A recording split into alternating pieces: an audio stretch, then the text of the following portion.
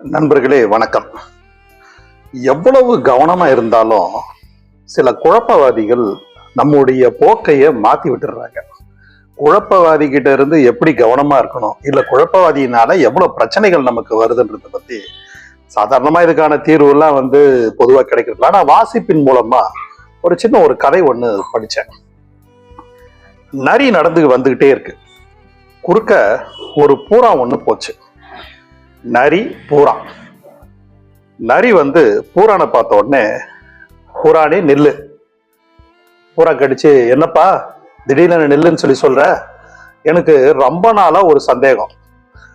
நானு நடக்கும் பொழுது முன்னங்காலை இப்படி முன்னாடி வைக்கும் பொழுது பின்னாடி காலு லெப்ட்ல இருக்க காலை முன்னாடி வைப்பேன்.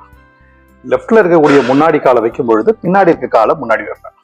சில நேரத்துல என்னை யாராவது துரத்தும் பொழுது இல்ல நான் யாரையாவது துரத்தும் பொழுது இந்த 2 கால் பாய்ச்சல்ல இப்படி போவேன்.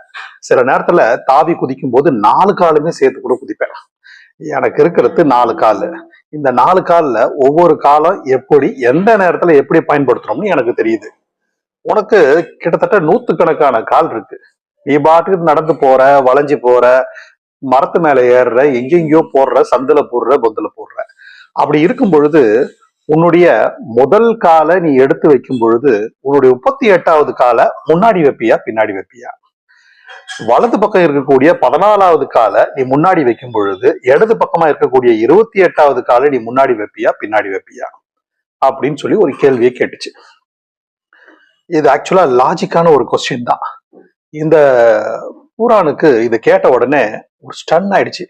ஆட ஆமா இல்ல, நாம காலை வைக்கும் பொழுது 38வது காலை எப்படி வைப்போம், இந்த 18வது காலை வைக்கும் பொழுது 28வது காலை எப்படி வைப்போம்னு யோசிக்க ஆரம்பிச்சது. இப்படியே யோசிக்க யோசிக்க நரி கேட்டுட்டு போயிடுச்சு. ஆனா பூரா யோசிச்சு பார்த்து முன்னாடி வைக்கணுமா பின்னாடி வைக்கணுமான்னு சொல்லி மதிமயங்கி அதே இடத்துலயே இருந்தது. இது மாதிரிதான் நம்ம சில நேரத்துல ரொம்ப தெளிவா இருப்போம், தெளிவான பயணத்துல போயிட்டே இருப்போம்.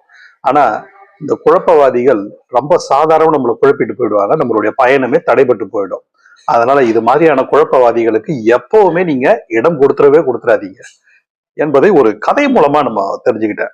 இது ஒரு சாதாரணமா ஒரு பத்தியில வரக்கூடியதுதான். ஒரு புத்தகத்தை படிக்கும் பொழுது அதனுடைய ஒரு பத்தியில வரத்தான். ஆனால் ஒரு லைஃப் லெசனை கொடுக்குது. அதனால்தான் சொல்கிறேன், எப்பொழுதும் வாசியுங்கள். நன்றி நண்பர்களே.